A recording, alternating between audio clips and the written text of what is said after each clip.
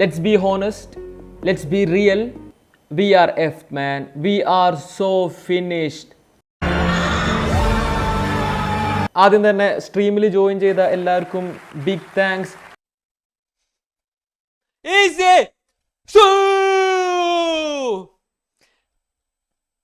I told you. Easy Dimi. ഞാനും Dimi കണ്ടോ? Same body, same beard, same hair, same look.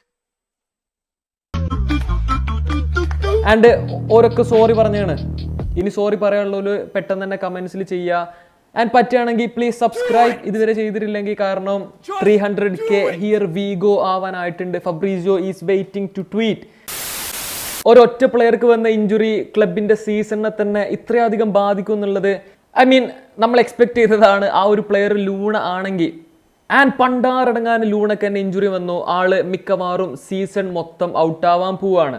And പഞ്ചാബിനെതിരായിട്ടുള്ള ഈ ഒരു performance കൂടെ കണ്ടപ്പോൾ we are in the mud. ആദ്യം തന്നെ ഇന്നലത്തെ മാച്ച് പഞ്ചാബിനെതിരെ ആ ഒരു വിജയം, ആ ഒരു 3 പോയിന്റ് ടീമിന് അത്രക്കും ഇമ്പോർട്ടൻ്റ് ആണ്. ഓക്കെ, ആ ഒരു ടോപ്പ് പൊസിഷനിൽ നമ്മൾ ഇപ്പോഴും നിൽക്കുന്നുണ്ടെങ്കിൽ ഈ ഒരു 3 പോയിന്റിന് അത്രക്കും ഇമ്പോർട്ടൻസ് ഉണ്ട്.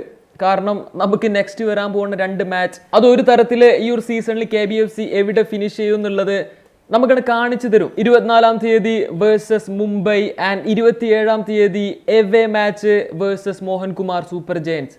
It's not looking good. Now I'm panicking. Vipin, Azhar and Aiman, ഈ 3 പേരാണ് ഇപ്പോൾ KBFC ഫാൻസിനിടയിൽ അഗെയിൻ കുറച്ച് എന്താ പറയാ ഹൈപ്ഡ് അപ്പ് പ്ലേയേഴ്സ് എന്ന് പറയാ. ഇന്നലത്തെ പെർഫോമൻസ് അത് ഒരു തരത്തിൽ ജസ്റ്റിഫൈ ചെയ്യുന്നുണ്ട്. 3 പേരും റിയലി ഗുഡ് പെർഫോമൻസ്. എസ്പെഷ്യലി വിപിന്റെ കാര്യത്തിൽ അത്രക്കും ഇംപ്രസ്ഡ് ആണ്. And of course Aiman. കാരണം എന്താണെന്നറിയോ, നമ്മൾ എന്തെങ്കിലും ഡേഞ്ചറസ് ആയിട്ടുള്ള കുറച്ച് മൊമെന്റ്സ് ഈ ഒരു മാച്ചിൽ ഉണ്ടാക്കിയിട്ടുണ്ടെങ്കിൽ അതിൽ ഈ 2 പ്ലേയേഴ്സിന്റെ ഇൻവോൾവ്മെന്റ് ഓരോന്നിലും ഉണ്ട്. Especially Vibin, Ayush and Pritam, 2 experienced players, അല്ലെങ്കിൽ എന്താ പറയാ ഈ ഒരു സ്ക്വാഡിലെ കുറച്ച് ലീഡേഴ്സ് ആയിട്ട് നിന്ന് എപ്പോഴും സ്റ്റാൻഡേർഡ് പെർഫോമൻസ് കാഴ്ചവെക്കേണ്ട 2 പ്ലേയേഴ്സാണ്. പ്രീതത്തിന്റെ കേസ് ആൾ ഔട്ട് ഓഫ് പൊസിഷനാന്നൊക്കെ പറഞ്ഞ് അങ്ങനെയൊക്കെ പറയാന്നുണ്ടെങ്കിൽ പോലും ആൾ വരുത്തിയ ചില മിസ്റ്റേക്സ് അത്രക്കും സില്ലി ആയിരുന്നു എന്നുള്ളതാണ് സത്യം. റിയലി ഒരു ആവറേജിന് താഴെയുള്ള പെർഫോമൻസ്. ഐഷോന്റെ കേസ് വെരി ഡിസപ്പോയിന്റഡ്. കാരണം ഞാൻ ഹൈപ്പ് കൊടുക്കുന്ന പ്ലെയറാണ് ഐഷോ. അതിന്റെ റീസണും നിങ്ങൾക്ക് എല്ലാവർക്കും അറിയാം.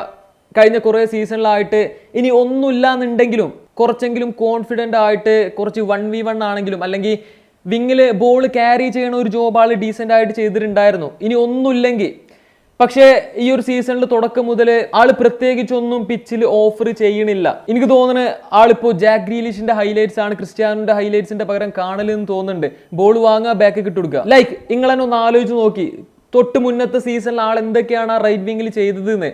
ഇന്ത്യൻ നെയ്മർ എന്നുള്ള പേര് വരെ കൊടുത്ത് അത്രയും കിടിലനായിട്ട് സ്കിൽ മൂവ്സും കാര്യങ്ങളും.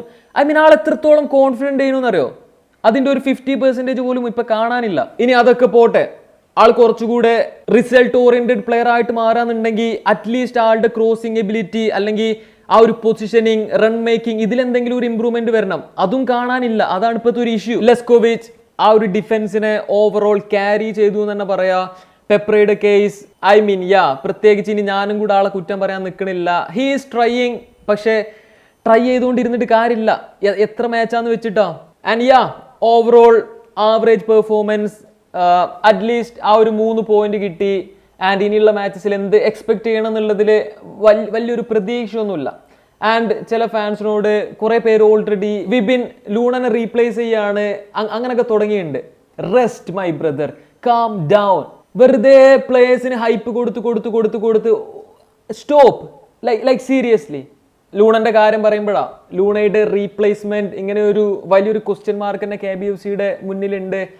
ആൻഡ് അതിന് മുന്നേ ഈ ഒരു വീഡിയോ ഞാൻ റെക്കോർഡ് ചെയ്യുന്ന സമയം വരെ ഒഫീഷ്യലായിട്ട് ക്ലബിന്റെ ഭാഗത്തുനിന്ന് ലൂണയുടെ കാര്യത്തിൽ ഒരു അപ്ഡേഷനും വന്നിട്ടില്ല.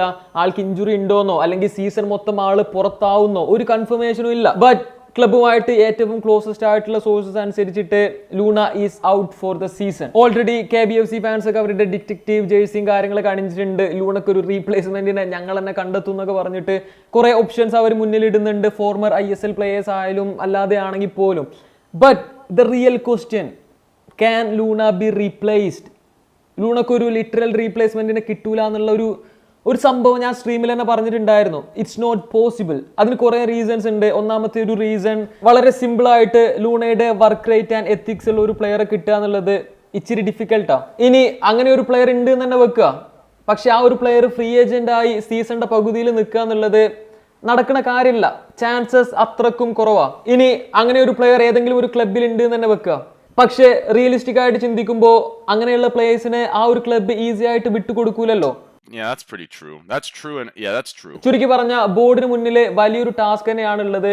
ജസ്റ്റ് ഏതെങ്കിലും ഒരു പ്ലെയറെ കൊണ്ടുവന്നാൽ പോരാ. സ്റ്റാർട്ടിംഗ് 11-ൽ ലൂണ ഉണ്ടാക്കിയ ഇമ്പാക്റ്റിന്റെ ഒരു 70% ഉണ്ടാക്കാൻ കഴിയുന്ന ഉറപ്പുള്ള ഒരു പ്ലെയറെ തന്നെ കൊണ്ടുവരണം. ഇല്ലെങ്കിൽ അത് സീസണിനെ തന്നെ വളരെ വളരെ നെഗറ്റീവായിട്ട് ബാധിക്കും. ആൻഡ് വലിയൊരു ടാസ്ക് തന്നെയാണത്. എനിവേ, എന്താണ് മാച്ചിനെ കുറിച്ചിട്ടും ലൂണയുടെ ഈ ഒരു സിറ്റുവേഷനെ കുറിച്ചിട്ടുള്ള നിങ്ങളുടെ ഒപ്പീനിയൻ തീർച്ചയായിട്ടും കമന്റ് ചെയ്യുക. വീഡിയോ ഇഷ്ടപ്പെട്ട like, subscribe. Thanks for watching.